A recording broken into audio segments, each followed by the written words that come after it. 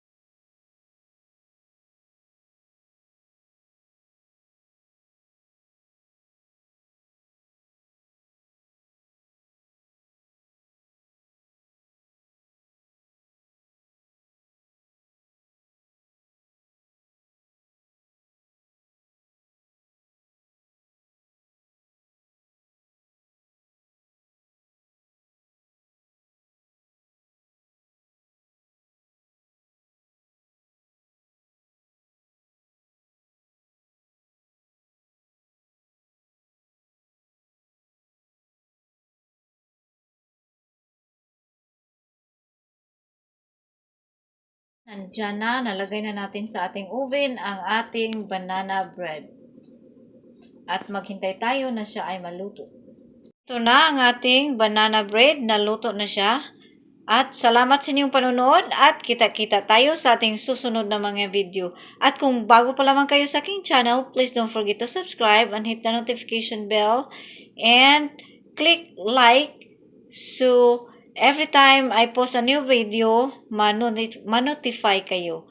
Bye!